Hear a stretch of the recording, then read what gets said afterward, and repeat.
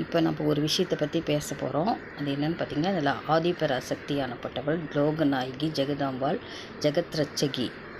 இந்த அம்பாள் நம்மளுடைய உலகத்தை காப்பாற்றுறதுக்காகவும், நம்மளை காப்பாற்றுறதுக்காகவும், எல்லா ஜீவராசிகளும் படைக்கிறதுக்காகவும் இது 3 சிவன், மகாவிஷ்ணு, பிரம்மா அவர்களுடைய துணைவியான சக்தி தேவி, மகாலட்சுமி, சரஸ்வதி தாயார்.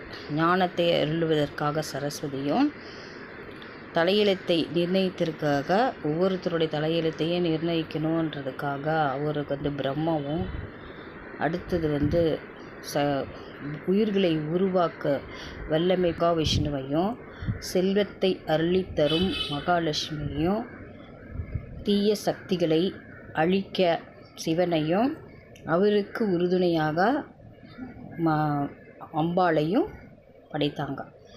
இதில் உருவாக்குற ஒரே இடம் எந்த இடம்னு பார்த்திங்கன்னா, அது அந்த மகாவிஷ்ணுடைய தொப்புள் கொடியிலேருந்து தான் ஒவ்வொரு ஜீவராசியுமே உருவாகுது. நீங்கள் ஆனந்த பத்மநாபர் கோயிலில் அதனுடைய படத்தை நீங்கள் பார்த்தீங்கன்னா, அதுலேருந்து அவருடைய தொப்புள் கொடியிலேருந்து ஒரு கமலம் உருவாக்கி மேலே எழும்பியிருக்கோம். அதற்கு மேலே தான் பிரம்மன் அமர்ந்திருப்பார்.